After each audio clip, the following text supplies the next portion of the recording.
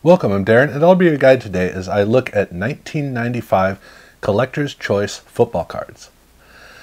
When Upper Deck started their first base brand, Collector's Choice, in 1994, they wanted to make just a very basic, simple, straightforward basic card set that was built around parallels. So they basically got the card design out of the way and focused on the chase cards that you were ripping through packs trying to get.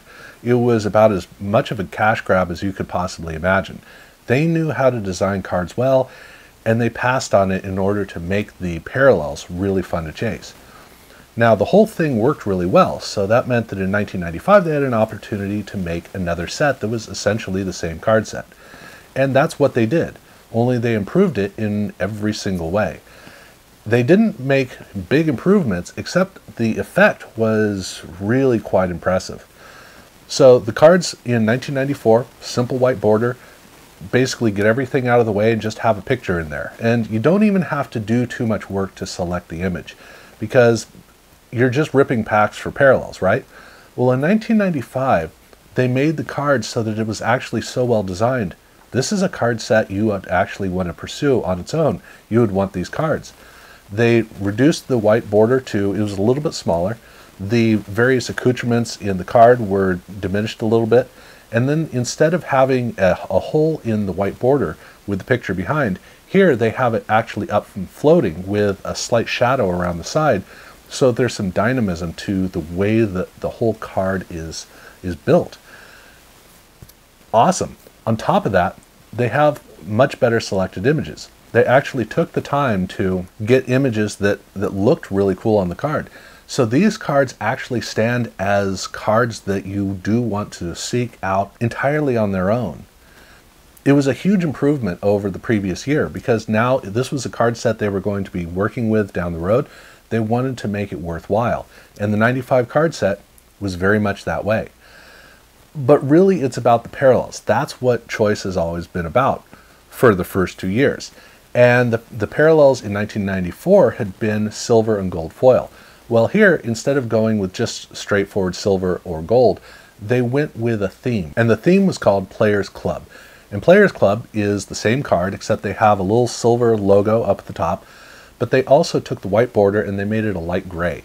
And that's the only difference to the card. On the card back, they still have the same silver hologram that they had on the main cards, which they had changed in 1994. In 95, they kept that the same. So it was just the surface of the card on the front. But the really big chase card was the one per box parallel, which in 1994 had been their gold parallel, the gold foil parallel. Here they still did a foil card, but with the theme, they didn't bother with the gold foil. They instead went with silver foil over the entire surface, calling these the Players Club Platinum cards. And it is basically, it's done the same way as the previous year, except it's silver foil instead of gold foil. It's as simple as that. But these were just as rare as the previous year, and they look really good. They don't have the same pop as the previous year, but the cards come through a lot better because the colors now actually read well. So it does look better at the end of the day. But the card set itself was built in almost the exact same way as the previous year. The card set starts out with rookies in their college uniforms. There's a little bit more design work on the front, so it makes the cards, I think it makes the cards read a little bit better, but still, they started off with that, everything with parallels, of course. And then they only had one subset that followed it.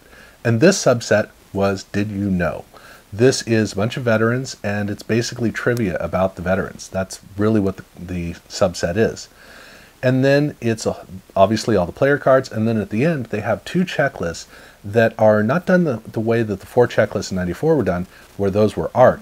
In this case, it's a player shot, and then some art details on the card, and then the checklist starts on the front and then continues on the back.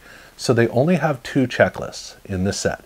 These do also have the parallels, obviously, but they were able to cram a lot more checklists because they really tightened up the font, and they used the front of the card. So they're not as cool as the previous year. This is the one place where it kind of scales back. Otherwise, everything about this card set was better. They didn't do any special sendaways, but they had a couple of inserts. They started off with Crash the Game, just like in the previous year. But this year, they really kind of got carried away with it. So the Crash the Game is built in the same fashion, where you have cards of individual players and they've got to score a touchdown, in this case on the date on the card. But in this case, they have a 30 card set. They have 10 quarterbacks, 10 running backs, and 10 wide receivers. Every single player has 3 versions of their card. Every single version has a different date on it, all in silver foil. So, and that's different from player to player. So every single player has specific dates that they're going to be playing on. And if the player scores a touchdown on the particular date of any one of those 3 cards, you can send it in for a prize. Now, in the previous year, they had 3 different categories. So they had the first place, second place, and third place. That gave you different kinds of redemption sets. Well, they still had different redemption sets, but in this case, it's either or. Either it's a winner or it's not. So how did they do the different redemption sets? They had 2 different foils for the game cards in the packs. So all these was silver foil, but every one of these cards also came with a gold foil version. There's no difference between them. They're the same dates. So that means that every single player has 3 silver cards and they have 3 gold cards. Now, the card set is 30 different players. Every single one of those players has 6 total cards. So that means that there are 180 cards available in packs of the Crash the Game cards. There's 90 in silver and there's 90 in gold. So if you did have a winner and you sent it in, what you got back was a card set that was either the silver set or the gold set. As in, it's the same design, except instead of the date in silver foil or gold foil, they have a whole band down the side with, etched into it, silver set or gold set written in. But that's not all that you received. You actually received along with the 30 card set, you received a 31st card that was loose from the rest. And that was the exact same design, except it had touchdown written down in either silver or in gold, whichever you got. And the player you got was not necessarily the player you sent in. In fact, it probably wasn't. So for every 30 card set, there's 1 touchdown card. So the touchdown cards are a 1 in 30 relationship to the main cards. So they're a lot harder to find. But every single player is featured. Some of the players did not score any touchdowns on the dates that were specified, so they didn't have any winner cards. But touchdown cards were still distributed out, even though, say, somebody sent in Dan Marino, you could still get a Ricky Waters or whoever may not have gotten an actual winning card. That would still show up. So that means every single player has a silver touchdown and a gold touchdown card that are out in the market. So that means that every single player has 3 silver redemption cards, 3 gold redemption cards, a silver set card, a silver touchdown card, a gold set card, and a gold touchdown card. Every single player has 10 different cards for them. The entire 30 card set, 300 total cards. That's how many cards are in the Crash the Game set from what's in the packs and from the redemption. It's a lot of cards. But that wasn't the only insert that they did. Also, Upper Deck in 1995 did a cross-brand set, which was a tribute to Joe Montana. So the first portion of the card set was available in Collector's Choice packs, and then the next set was in Upper Deck, and then the last set was in SP. Each group was 8 cards, and then 4 cards, and they all had a checklist as well. So that meant that there are 9 total Collector's Choice cards, 9 total Upper Deck cards, and 5 total SP cards for a 23 card set that's numbered to 20. The Collector's Choice versions have just a basic shot on the front and then some foil down at the bottom. And the checklist is the same, except they also have kind of a silver shield, kind of a foil shield in the middle. But other than that, so that was that portion of the total set. And they also did some more inserts, which were Chronicle cards for Joe Montana and for Dan Marino. So this is also special sets dedicated to these players. But these cards also had jumbo versions. And every single card in the set does have a jumbo version. So that was all the stuff that they did with the main set. Now, because Crash the Game is still fresh in our minds, I want to go to looking at what they did at the Super Bowl card show with a promotional game that was actually kind of cool. They did another Crash the Game card set where they had 8 different cards, 4 49ers and 4 San Diego Chargers. So 4 from each of the 2 Super Bowl teams. And then the card that you had, if that player scored a touchdown during the Super Bowl, you could then redeem it for a complete set of, in the same way, all gold cards of all 8 of the players plus a checklist card, a 9th card. So that was, there are 8 redemption cards, and then there are 9 cards in the redemption set that you received afterwards. Gold foil is all they did because, look, they're either scoring a touchdown or not. They didn't want to get it too complex, but that set is out there.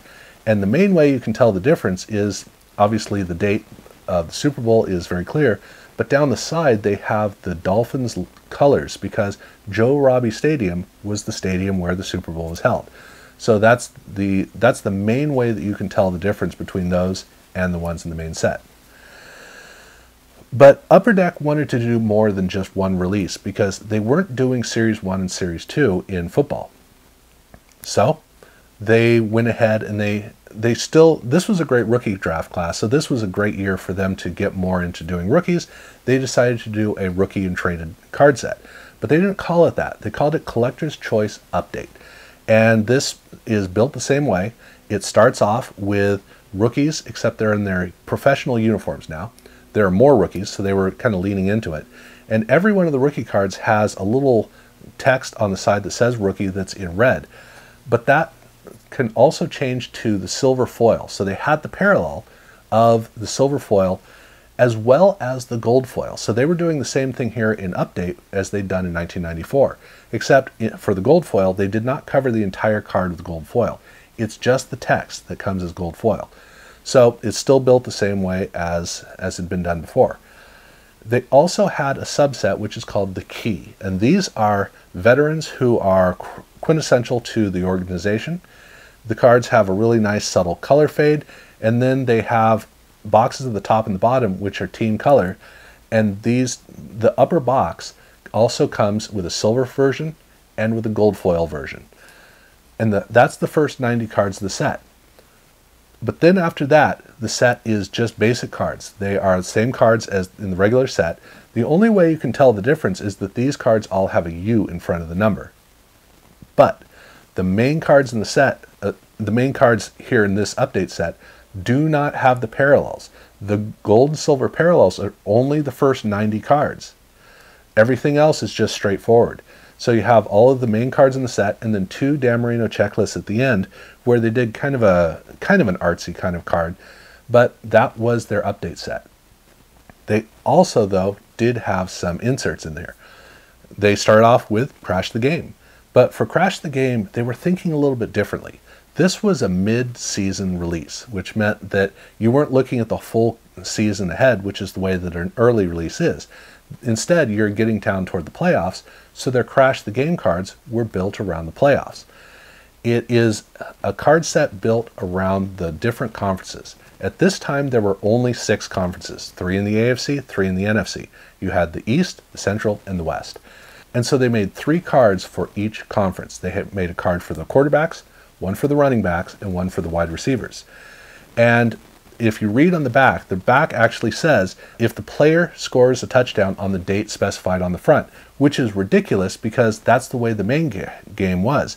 But this actually kind of has a date because it's the playoffs. So if any one of the players on that card from all 5 of those teams, if any one of those players scored a touchdown in the playoffs, that's what you redeemed the card set for. And the cards do come with silver as well as with the gold foil. So that means that there are 6 conferences, 3 cards for each conference. That's 18 cards in the set. Plus you have the gold version, so there's 18 and there's 18. So that's 36 total. But the redemption card set was not a recreation of the main cards in the Crash the Game set. The redemption set was totally different. It was the postseason heroics card set. And these are, they're cool cards, but up at the top they have silver foil that says heroics or gold foil for whichever one you happen to send in. But there was one other insert set that they did, which was their Stick-ums. And they do Stick-ums again in the future, but this year they really, really focused on this. So this card set was supposed to be for kids. That was really more the target audience that they went for. And Stick-ums was very much that way. The Stick-ums set is 90 cards of stickers, and it's again built around conferences. So every single conference has a chunk of 15 sticker cards. And each team in the conference, so there were 5 teams in every single conference because they had the 2 expansion teams. So for every conference, they had one full-size sticker for each of the 5 teams. That was like the big star of each team. And then they had an additional 10 stickers that were quadrants of 4.